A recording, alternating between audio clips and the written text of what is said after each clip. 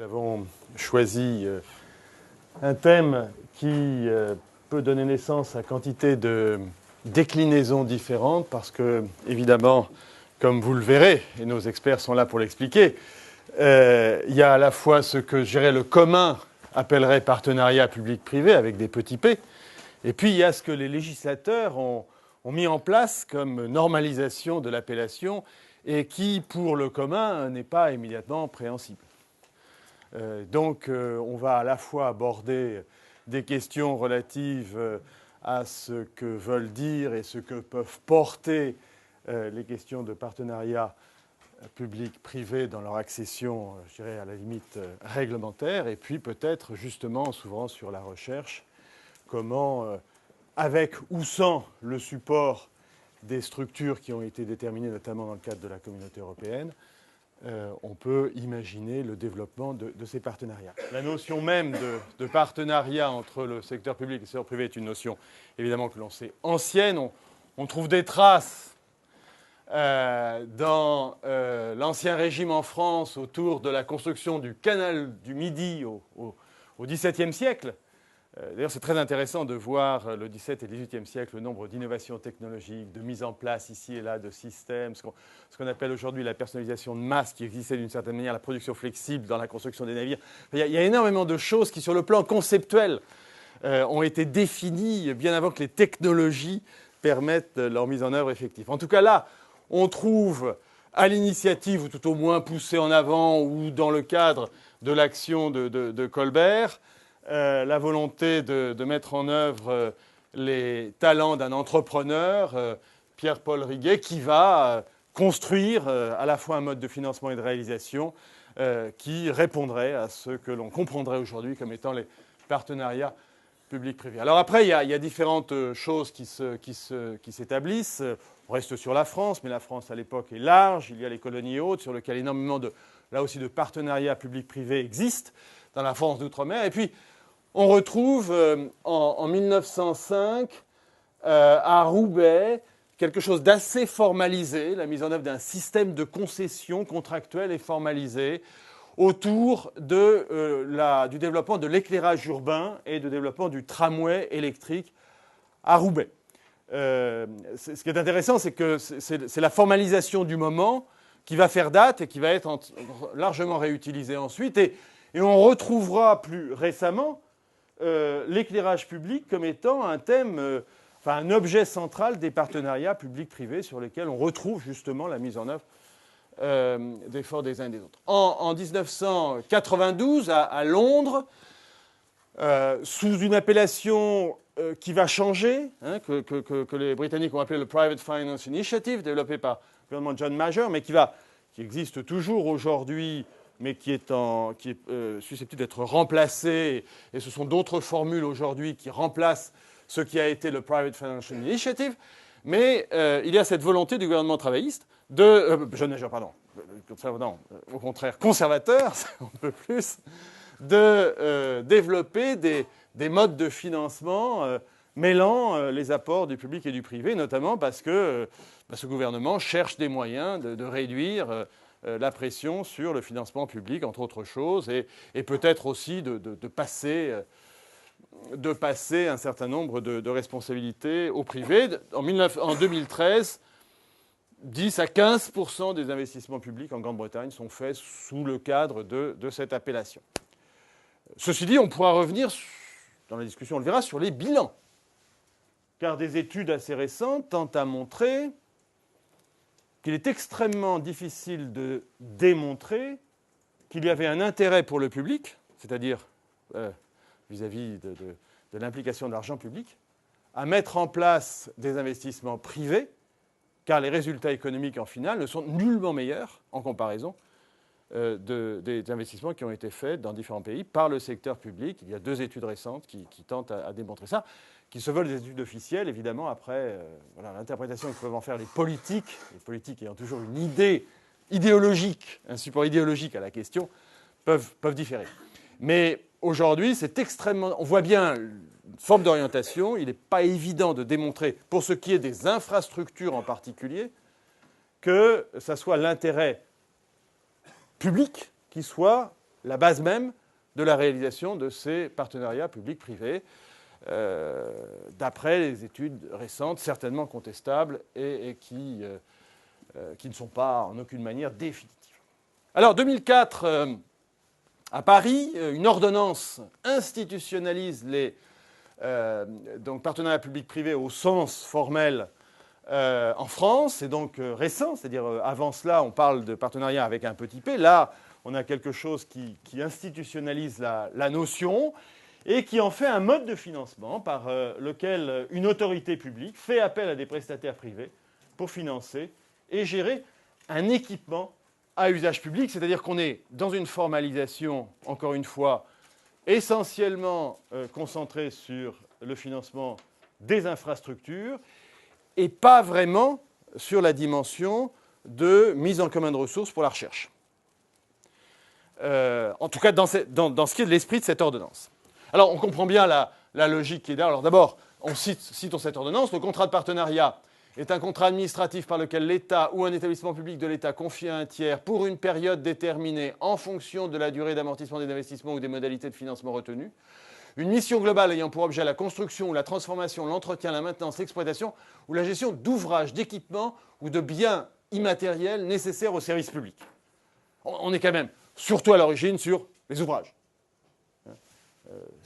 C'est donc le sentiment que j'en ai en tant qu'observateur extérieur, c'est que cette notion de PPP a été en quelque sorte complètement fagotée par la préoccupation du financement des infrastructures, du renouvellement des infrastructures, et ça semble avoir guidé toute une série de réflexions pour des raisons légitimes qui sont d'essayer de faire en sorte de mobiliser d'autres choses que simplement l'argent public pour la conception, la maintenance et les autres services. Alors, comme on le disait précédemment, d'abord, pour ce qui est de la France, on voit un accroissement régulier du nombre des partenariats, avec peut-être un certain ralentissement sur les dernières années.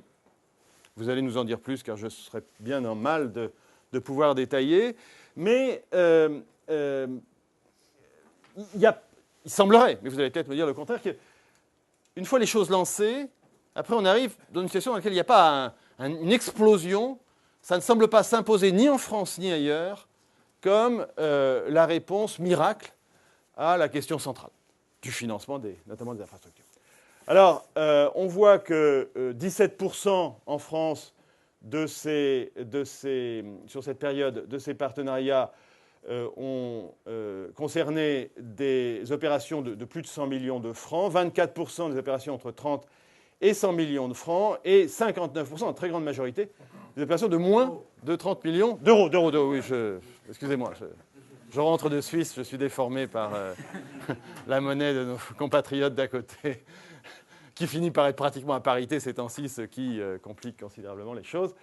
Et comme je rentre par ailleurs de Singapour également, je ne sais plus du tout dans quelle monnaie je me retrouve. Voilà. Alors, donc, une majorité sur des projets relativement restreints, contrairement à l'idée que naturellement je pouvais m'en faire puisqu'on parle de projets d'infrastructure. C'est intéressant en soi parce que ça peut être porter un certain nombre de choses. Et puis en termes de terrain sur lequel les choses s'appliquent, on voit l'éclairage public qui est en tête des préoccupations. Et puis, on a ensuite, immédiatement derrière, évidemment, le financement des hôpitaux ou de la remise à neuf d'un certain nombre de cadres hospitaliers, puis les télécommunications, etc. etc. Donc, on a donc, la santé, le scolaire, l'académie scolaire, on a les infrastructures énergétiques, porteurs, on a beaucoup de choses, mais l'éclairage public vient en tête, suivi par les hôpitaux, de ce que l'on a pu constater en France. Alors, quelques exemples intéressante pour ce qui est des gros partenariats publics-privés actuellement réalisés ou en discussion. La ligne à grande vitesse Sud-Europe-Atlantique-Tours. Alors là, justement, on a vu qu'en majorité, en termes de nombre de projets, on est sur l'éclairage, mais quand on est sur les masses les plus lourds, c'est plutôt des infrastructures de transport. Même si ça ne fait pas beaucoup de projets en nombre, là, on est sur les grosses valeurs. Donc, une opération à près de 8 milliards d'euros. C'est 0 français ou 0 allemand? Attends, excusez-moi, parce que je ne sais plus très bien où j'en suis. dont la moitié financée par l'État et les collectivités territoriales, le reste dans le cadre d'un appel à financement contrôlé, enfin piloté par le groupe Vinci qui a l'ensemble, qui pilote l'ensemble. Alors, probablement des émissions d'obligations, etc. La ligne à grande vitesse Bretagne-Pays de Loire, cette fois-ci pilotée par Eiffage pour 3,4 milliards d'euros. Le contournement ferroviaire de Nîmes et de Montpellier qui a été remporté par Bouygues pour 1,8 milliard d'euros. Alors déjà, on voit que c'est bien parce que tous les grands des travaux publics sont dans la boucle, mais l'État, soit par volonté politique, soit parce que véritablement il y a objectivité, soit parce que chacun de ces gros ne peut pas tout traiter à la fois, a réparti effectivement les marchés de manière à ce que finalement Vinci, Eiffage, Bouygues se retrouvent à avoir une part de ce gâteau, si gâteau il y a. Alors, deux petits rappels. Le canal Seine-Nord, qui en fait n'est pas conclu, et dans la signature n'est plus assuré à cause de la situation de crise, mais qui prévoyait là aussi un partenariat public-privé pour grosso modo 4 milliards d'euros.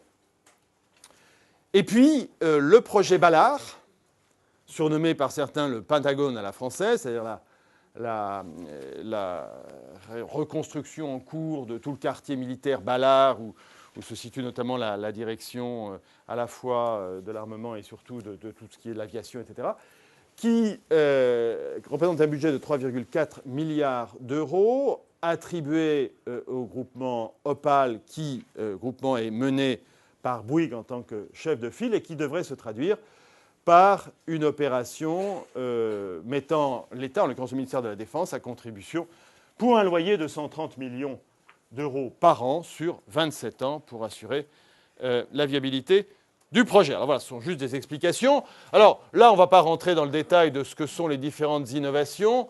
On en a parlé dans bien des matins auparavant.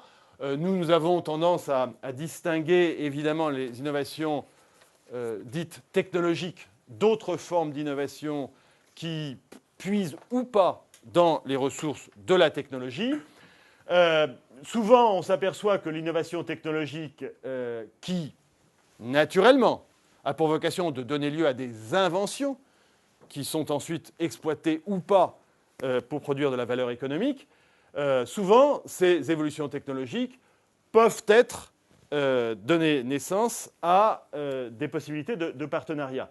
Mais de partenariat qu'ici on a repris avec les P majuscules et qui devrait probablement être en P minuscule et entre guillemets, puisque là, ça ne répond plus du tout à ce qui est présenté dans mon slide précédent comme étant la définition de ces partenariats.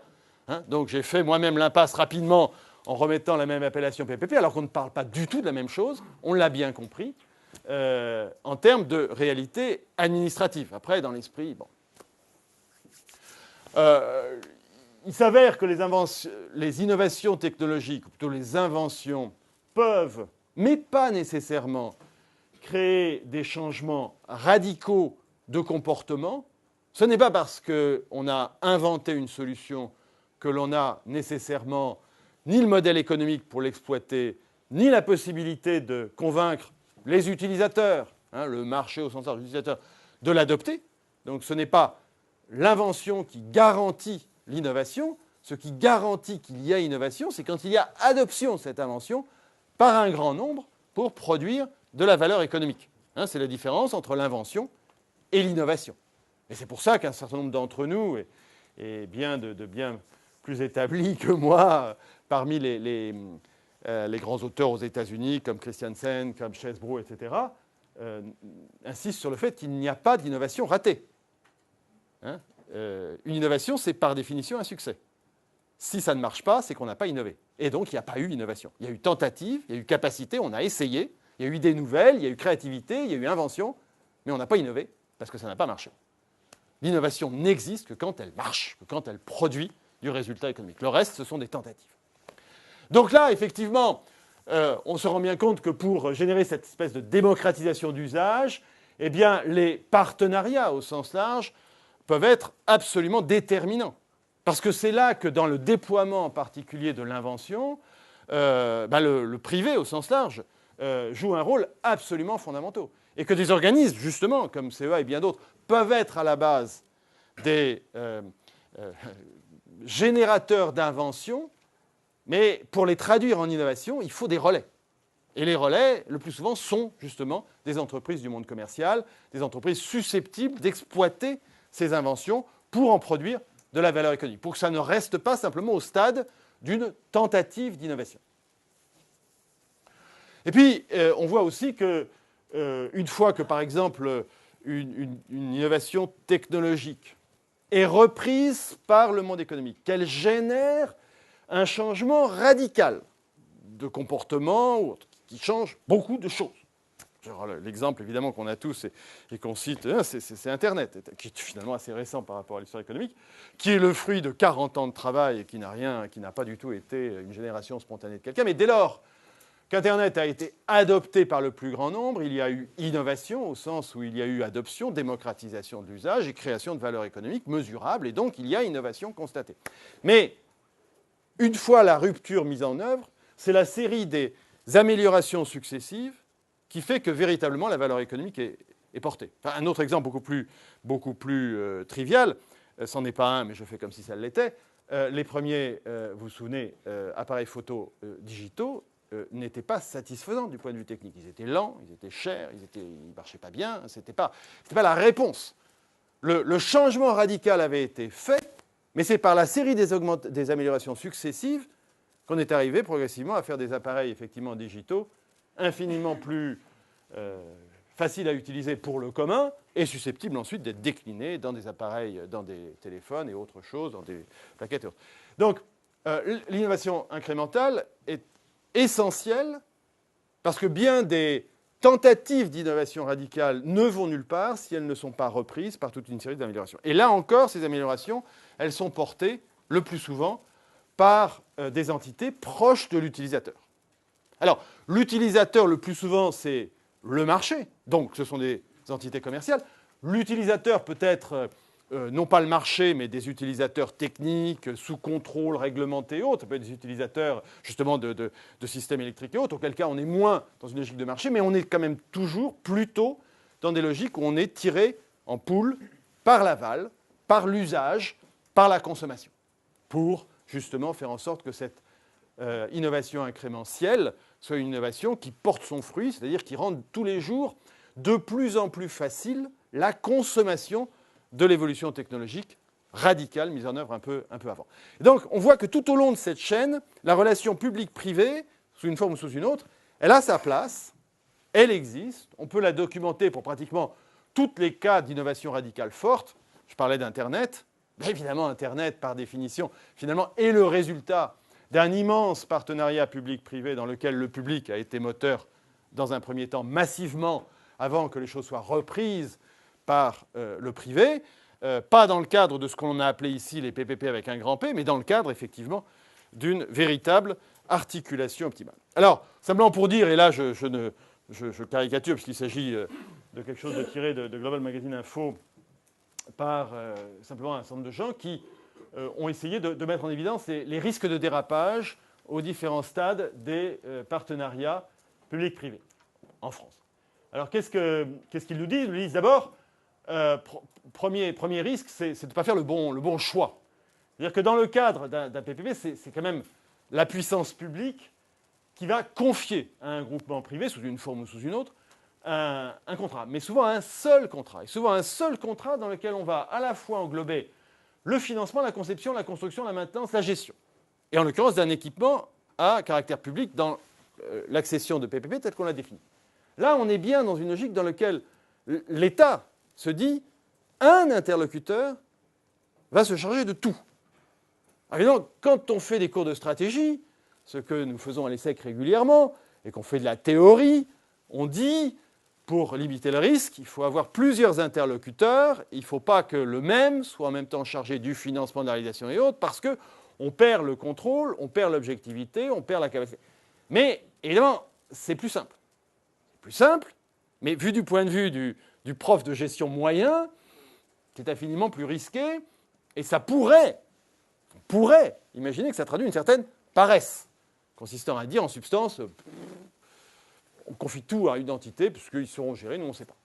Alors, malheureusement, cet élément-là, il est un peu vérifié par un constat qui est fait régulièrement, qui est que malheureusement, les juristes des grandes entreprises susceptibles de prendre ces marchés sont beaucoup plus au fait et beaucoup plus avancés en termes de maîtrise de la technique juridique attachée au partenariat que ne le sont leurs équivalents du côté du public.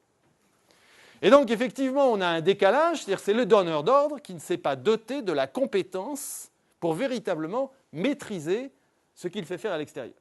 Et qu'en face, la compétence est plus forte. En tout cas, c'est relevé par un certain nombre d'études.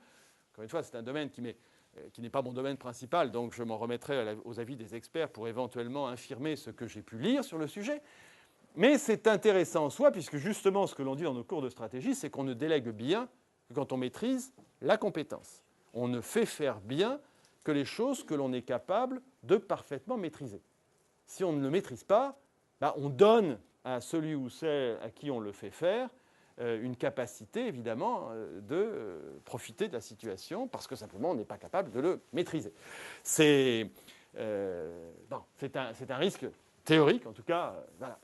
Alors deuxième, donc, il faut pas se tromper, et puis il ne faut pas se tromper, et malheureusement on a un choix limité parce que, comme le disaient ces journalistes en question, c'est qu'il y a un nombre limité de groupes, en particulier en France, mais même dans le monde, capables, sur des grands projets, de prendre la totalité de ces fonctions. Donc, à la fois, en plus, on comprend bien, ils ont un poids, chacun politique important. Deuxième élément, la négociation. Alors, ce que l'on disait à l'instant, souvent biaisé, à cause potentiellement des compétences des uns et des autres. Et le nombre limité de partenaires privés susceptibles d'entrer en matière augmente encore des risques possibles d'entente et de collusion entre ces partenaires. Du coup, un certain nombre de gens font le constat. Je ne fais que reporter des choses n'ayant pas, encore une fois, une expertise de première main sur ce sujet-là en particulier. Du coup, certains se plaisent à dire que les clauses contractuelles sont souvent déséquilibrées et déséquilibrées au détriment de la collectivité, au détriment finalement de nous. Mais par contre, en faveur sans doute des grands groupes qui, eux, sont capables de mettre en place des moyens qui vont bien pour assurer leur propre pérennité. Alors, encore une fois, je ne fais que citer là des sources multiples sur lesquelles je ne peux pas émettre de jugement personnel. Troisièmement, la conception même du partenariat.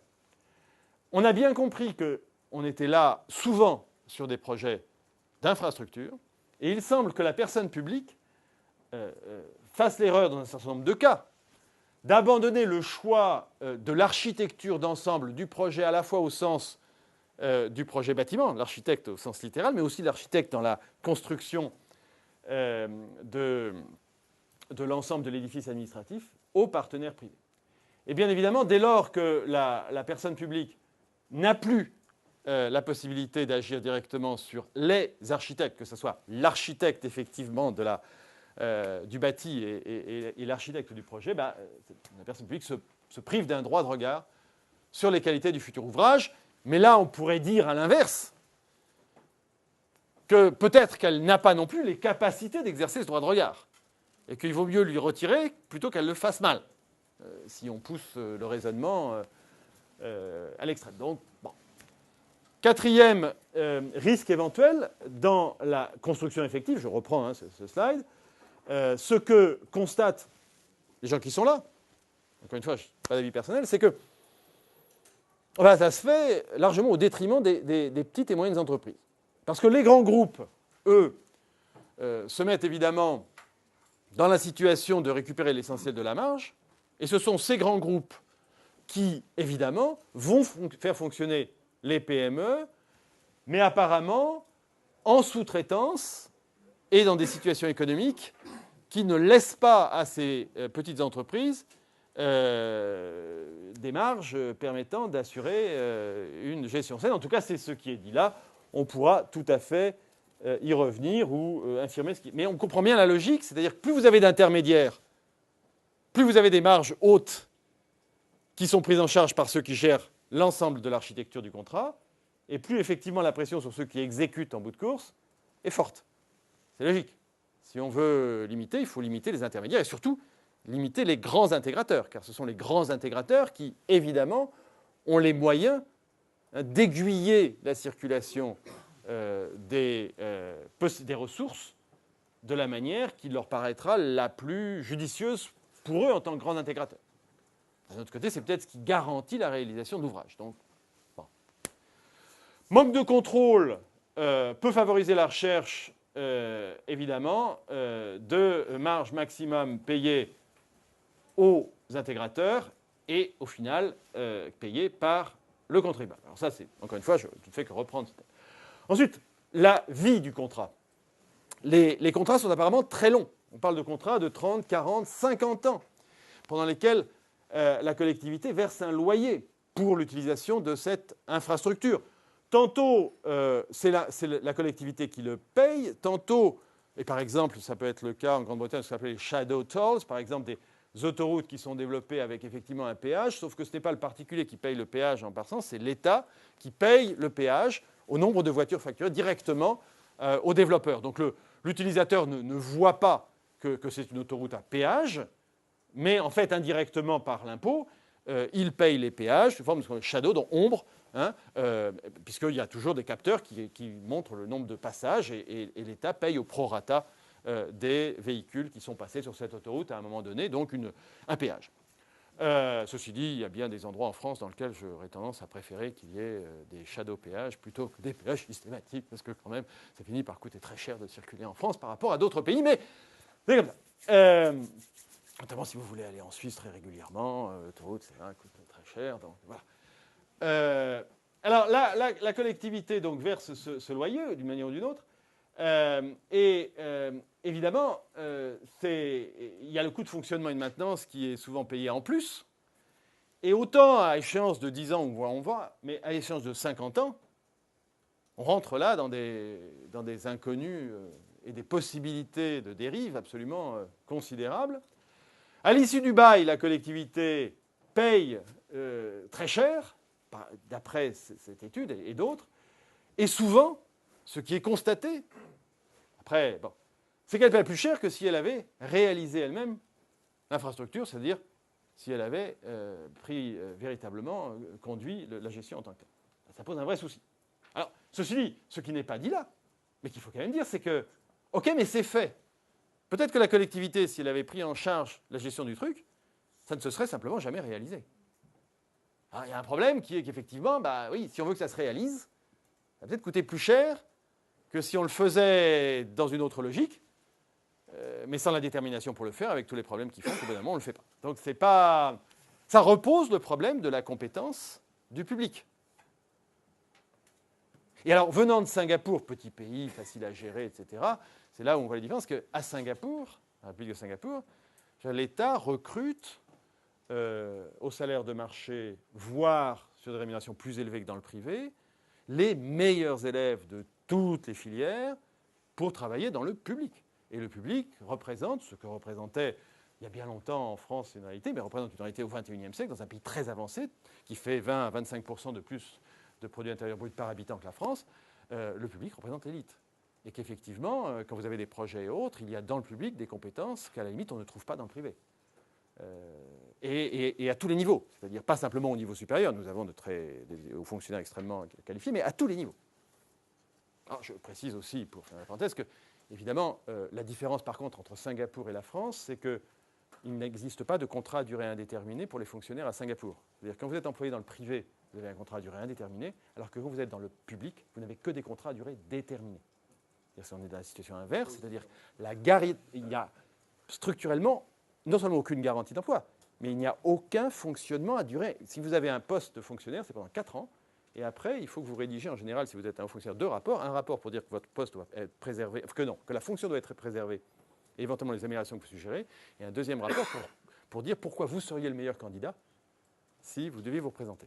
Et l'idée qu'un fonctionnaire puisse avoir un emploi à vie est par définition impossible pour maintenir la compétitivité de l'emploi. Et ceci dit, ces gens-là sont extrêmement recherchés par le privé, et donc ceux qui ne sont pas renouvelés n'ont aucune difficulté à continuer leur activité ailleurs sans difficulté. Mais c'est une gestion, puisqu'on est sur les partenariats publics-privés, c'est une gestion entre guillemets du public qui est à l'opposé de ce que nous avons construit dans notre édifice administratif français.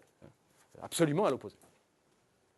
Voilà, alors ça, c'est donc ces difficultés annoncées. Alors on pourrait continuer parce que, évidemment, il y a énormément de choses sur ces sujets. Dire qu'à l'international, il semblerait, sur des chiffres assez récents, que le marché, finalement, des partenariats publics-privés de plus de 20 millions de dollars représentait 86 milliards de dollars, ce qui n'est pas énorme, avec, on le voit, une percée lente aux USA, des volontés très fortes en Turquie, mais remises en cause, pour citer juste quelques exemples, et puis une volonté également naissante en Inde. Il faut s'attendre à ce que des pays comme l'Inde soient des pays dans lesquels se développent ces partenariats pour des raisons évidentes. L'État est chroniquement inefficace, mal organisé, alors que l'économie privée est au contraire florissante et extrêmement active. On est dans les logiques, et les problèmes d'infrastructure sont terribles en Inde, beaucoup plus qu'en Chine ou autre, par exemple, où les choses sont beaucoup plus contrôlées, enfin sous contrôle, je veux dire, véritablement, les infrastructures planifiées. L'Inde, c'est chaotique au possible.